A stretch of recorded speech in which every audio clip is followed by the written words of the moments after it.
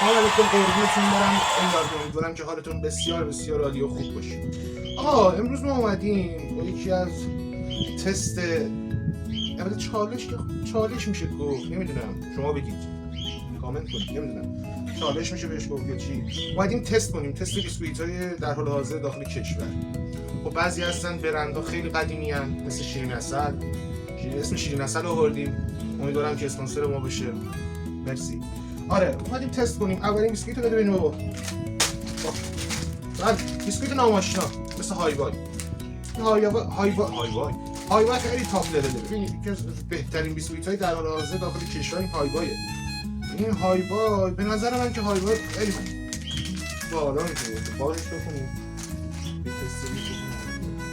حالا بیسکویت کرمدار مغزدار دیگه، همه دیگه دیدیدش دیگه. این هایبای همه خوردید دیگه. بهترین بیسکویت از نظر من تا الان که خب اولیه، بهترین بیسکویت همه هایبایه.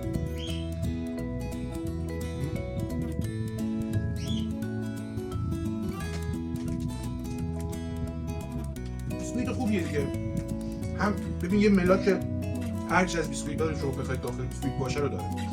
تورت هست که هست، نمیدونم خوشمزه نیست که هست، کرمدار نیست، کاکائویی نیست که هست.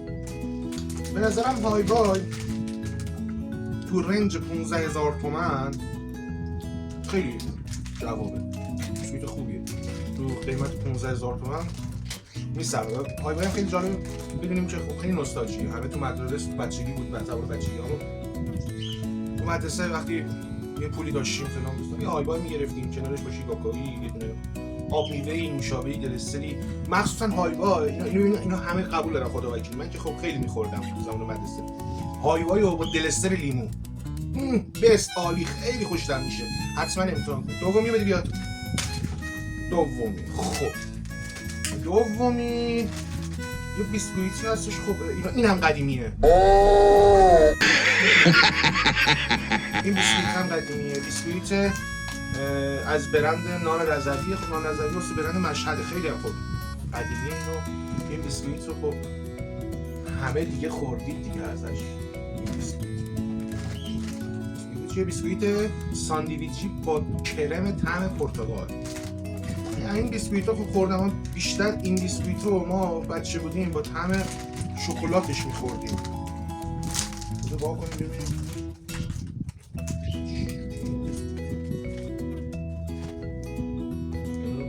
ساندویچیه رو کنیم، ساندویچ رو واقعا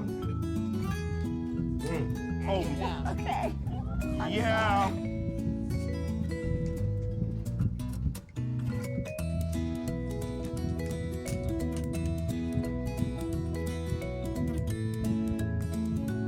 طعم خوبی داره.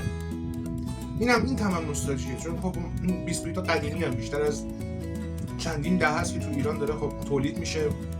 همه هم باهاشون خاطره دارن. بیشتر همسن سالای من متولد 79 80 یا در 80 یا در 70 بیشتر از اینا خاطره دارن. و این بیسکویت هم به من نمره ندادم. به هایبای نمره 9.5 از 10 میدم.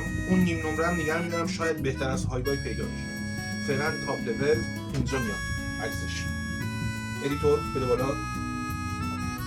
هایبای اوله با امتیاز 9.5 از 10 و این بیسکویت ساندویچی نان رضوی با طعم پرتقالم نمره 8 از 10 فکر کنم خوب بشه چون خوش‌طعمه. بیسکویت بعدی رو ببینیم چی داریم. بیسکویت بعدی از برند کوپا، خیلی شبیه اوروه، یعنی کپی هم بسته‌بندیش هم کلا نوشتنش خیلی شبیه اوروه. بریم ببینیم بازش کنیم، تست بزنیم. تا باز کردن بوی نارگیلی زد تو دماغم. واقعا خیلی شبیه اوروه. دوستان ببینید دیگه، حتی خیلی شبیه اوروه. بریم ببینیم چه طعمیه.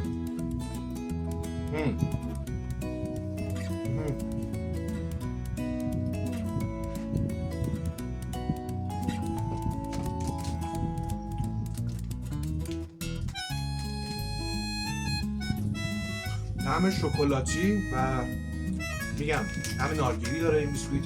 یکم شیرینه یکم تلخ خاطر اون وجود کاکائو داخلش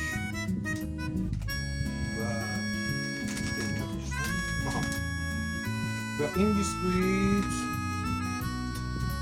با وجود اینکه برندی از برند کوپاه با قیمت 30,000 تومان خوشمزه است. این میگیره 6 از 10 و اینجا باز میاد این بالا میبینید 6 از 10 و با قیمت 30,000 تومان من به جایی که 30,000 تومان بدم به این 2 تا 15,000 تومانش میکنم و میدم به هایبای چون خیلی خوشمزه است. آها به چیزم نگفتیم نون رضوی هم قیمتش نگفتیم. نون رضوی قیمتش 15,000 تومان اینم خوب بود. تا اینجا کوپا قیمتش خیلی بالا. اینجا از لحاظ قیمتی فعلا می‌نویسیم کوپا اوله و بقیه میاد پایین می‌بینیم. کوپا گفتم نمره 6 از 10 یا 7 از 10 گفتم نمیدونم 6 از 10 من میگم 7 از 10 7 از 10 بهش میدم. بعدی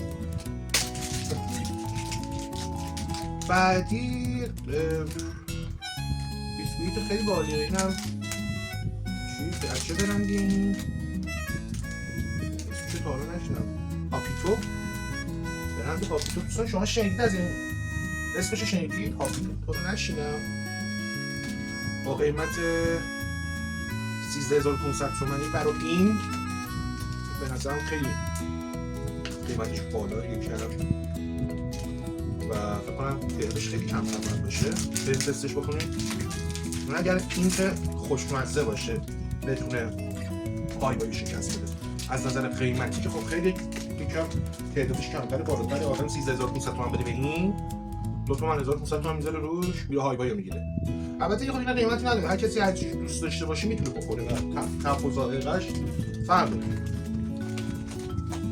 ببینیم او این یه حالت استیکری داره میبینید و اینو ساندویچیه. بریم ببینیم داستانش چیه.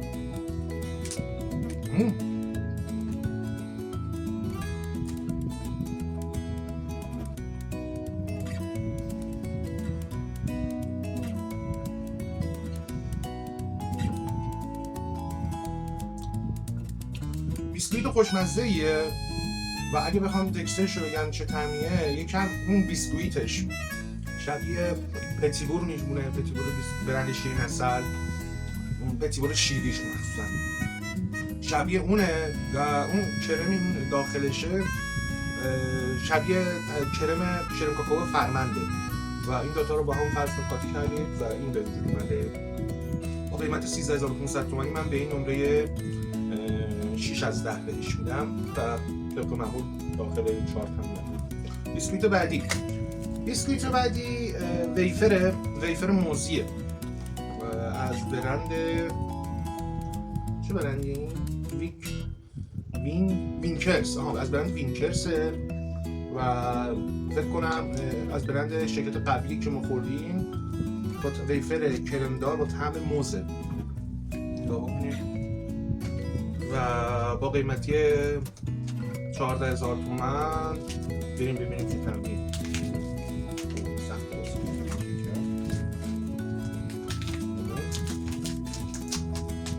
من چون یه دستی هم دوستان تا اینجا برنامه اومدید. اگه تا اینجا نگاه کردید خدا وکیلی دمتون میگم مات به کلتون.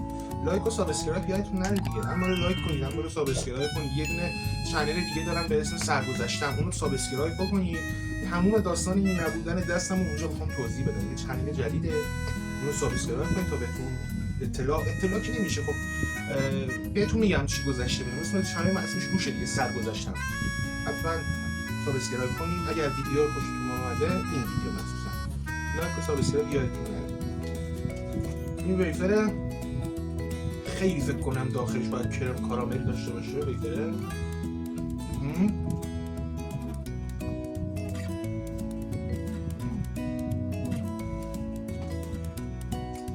وینکرز خیلی عالیه، خیلی عالیه و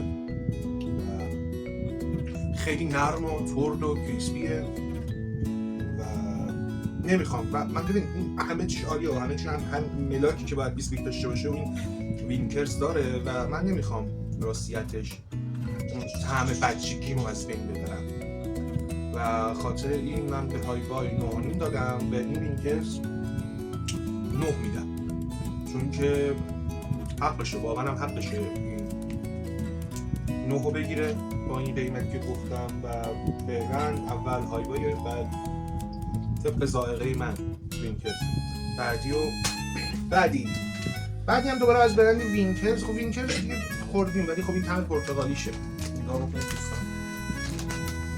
اینم به هم قیمت 14,000 تومان. اینم 14,000 تومان، اینم گرون‌تره از اون قبلیه، از طعم برند موزش، از طعم موزش و این طعم پرتغالیشه. این تست کنیم. خیلی بوی مصنوعی داره، فکر نکنم خوشمزه باشه به ظاهرم، چون بوش رو اومد دیدم که این مصنوعیه.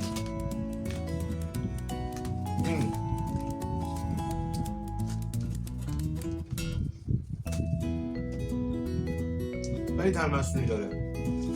بخوام بهتون بگم چه طعمیه، دقیقاً طعم اون پودر شربتی ها هستش که داخل شربت میریزه. ما بچه بودیم میریختیم، البته فکر کنم الان جمع شده تو بازار، من نمیدونم هستش یا نیستش این پودر شربتی ها، ولی خب اون زمان که ما تقریبا 7-8 سالمون بود، ما یه پودر شربتی هایی بود داخل پاکت های مثل پاکت مثل کارت های اعتباری هستش، کارت های آبربانک، این پاکت ها بود که پودر شربت بود. این خیلی طعمش همون پودر شربتی رو میده، واسه همین با این قیمت 14,000 تومان من هیچ وقت اینو نمیخرم. شاید طعم ویفر موزش رو بخرم با 14,000 تومان، ولی این طعم پرتقالش من هیچ وقت نمیگیرم، برای همین نمره 5 از 10 میگیره.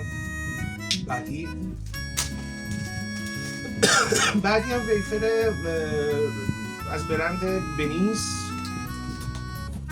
این برند من تا حالا خوردم، ویفر فرنگیشه، من ویفر کاکائوش خورده بودم. ببینم تست کنیم دوستان. بوی شربت اکسپرتورال هست، بوی طعم توت فرنگی میده. این اومد یه لحظه و امیدوارم که طعممو نده. این بیسکویتشه، اینم به نظر خوشمزه بیاد.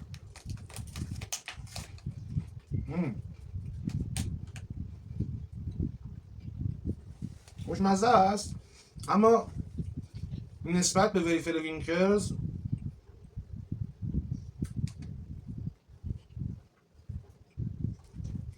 از این بهتر بود و قیمتی رو نوشته. قیمتی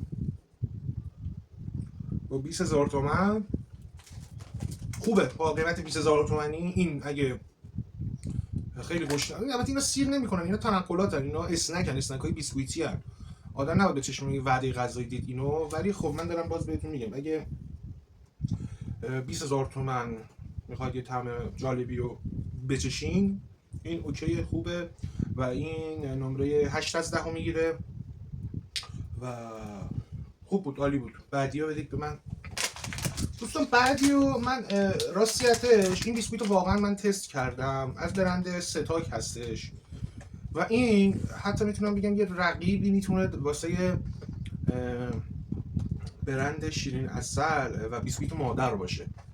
با بیسکویت مادر من خیلی من نگرفتم، من تهیه نکردم بیسکویت مادر رو، و چون خب همه خوردیم بیسکویت مادر خیلی آن تاپه، شاید بگم نمره 10 از 10 بگیره، چون طعم بچگیای ما همه از بیسکویت مادره، برای همین من نگرفتمش. ولی این بیسکویت رو من چند وقت پیش خورده بودم و دیروزم تهیه کردم خوردم، واقعا یه طعم بیسکویت مادر رو میده، بیسکویت ستاکه، من خوردم ازش.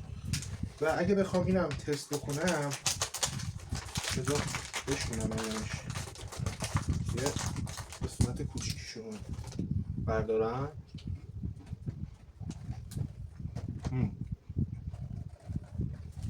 واقعا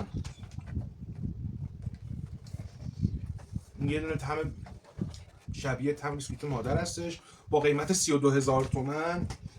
این ولی سیر میکنه، یعنی آدم که گشنه باشه یه وعده غذایی کامل بهت میده، چون بیسکویت خیلی خوشمزه‌ایه. من به این نمره 9 از 10 میدم، ولی هنوز که هنوزه اون هایبای آن تاپه و من نمره 9 از 10 میدم. بیسکویت بعدی 20 باکس، بیسکویت 20 باکس. خب 400 گرمیه، من اینو تهیه کردم. خب همیشه از اینو من میخورم و خواستم داخل رقابت بیارم با بیسکویت های ایرانی. بیسکویت های 20 باکس رو من قیمت زده،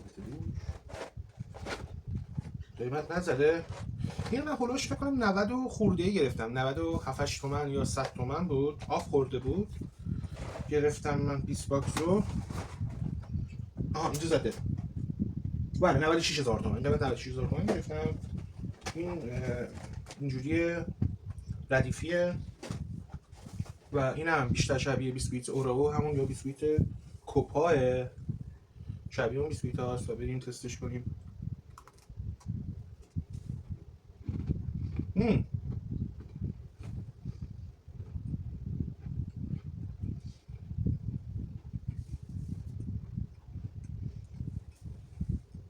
این هم یکم طعم تلخ داره، چون به خاطر شکلاتی که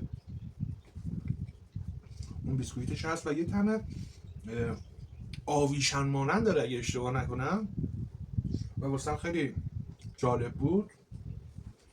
و من ولی نوشته بیسکویت کاکائویی ساندویچ با کرم وانیل. من طعم وانیل از این نگرفتم، طعم یه دونه سبزی آویشن مانند بود، همشو من گرفتم و به خاطر بسته‌بندی که داره و یکم شکیل هست، من به این 8.5 از 10 میدم و خوشمزه است. ولی هنوزی که هنوز بیسکویت که اول از نظر من توی بازار رقابتی این بیسکویت هایی که تست کردم و داشت، هایبای با امتیازی که میبینید این بالا و بهترین بیسکویت فعلا در حال حاضر هایبای